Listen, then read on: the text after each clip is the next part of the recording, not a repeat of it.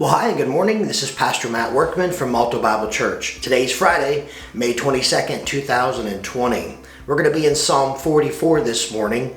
While you're finding Psalm 44, I want to say thank you to everyone who's been able to pray for my dad. He was able to come home yesterday, and so we're thankful for that. Please continue to pray for him. He's got a couple weeks to rest and recover, and then he'll be going back in for surgery once again in about 2 weeks. But thank you for praying for him. Really appreciate that. It means a lot to us, and thank you for your kind words and comments as well. All right, so Psalm 44 is a psalm that is, it really makes you think. We're not going to be able to read the whole thing, so this is kind of your project for the weekend. If you want something to read tomorrow and you don't have anything planned out yet, then read through the entire psalm tomorrow. Maybe read it through today. Make it something you think about over the weekend. Because this psalm really teaches us to trust God in the midst of disappointments. And when you read the first 9 verses, you would never get that. You would never see that. But when you read the entire psalm, you can definitely tell that around verse 10, there's this switch. It's like, oh man, because it goes from saying good things and good things and good things and good things to just taking a dark turn. And so think about this psalm this weekend and see how it teaches us to trust God in the midst of disappointments. I do think that one of the things that helps us to do that is knowing and believing in what God has already done. And this is where we have an opportunity as a believer to pass along to the next generation who God is and what He has done. And we're going to see that in the first handful of verses here in Psalm 44. So, verse number 1 says, "We have heard with our ears, O God, our fathers have told us what work thou didst in their days in the times of old. How thou didst drive out the heathen with thy hand and plantest them, how thou didst afflict the people and cast them out. For they got not the land in possession by their own sword, neither did their own arm save them, but thy right hand and thine arm and the light of thy countenance, because thou hast favor unto them. Thou art my King, O God. Command deliverances for Jacob.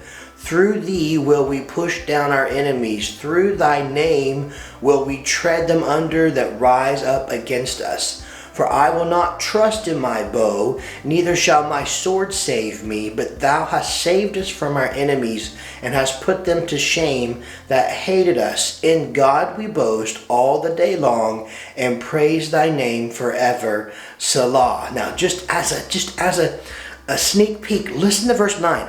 "But thou hast cast off and put us to shame, and goest not forth with our armies."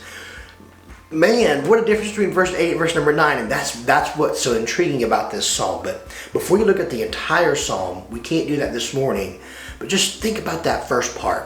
What is it that's going to make us be able to trust God in the midst of hardship and disappointment? It is knowing who God is and what He has done. Plus, we have this great responsibility. You can see it here. Our fathers have told us. There was a really interesting comment made by a man who was a believer and a theologian in the 1600s. His last name was Trapp. I think his first name was John. Now, I'm not real familiar with him, but I do know that he said this about this psalm. Okay, I didn't know him personally. All right, but I do know he said in regards to this verse about how the fathers told us, we have heard with our ears, O God, our fathers have told us.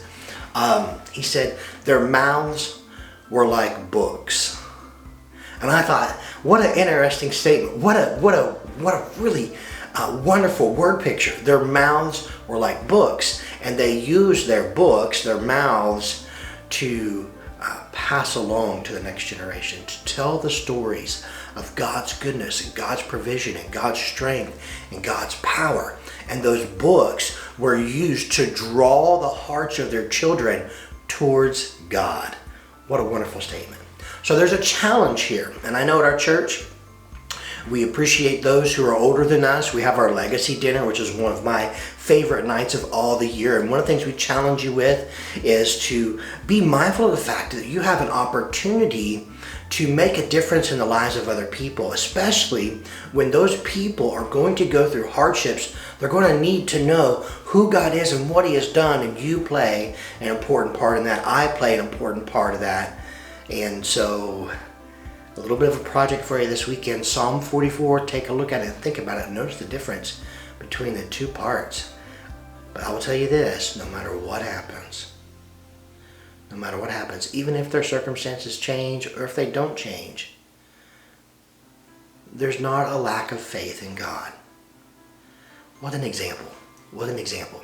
Well, I love you and praying for you. Hope you have a wonderful weekend. Thanks again for praying for my dad. You guys have a great day. God bless you.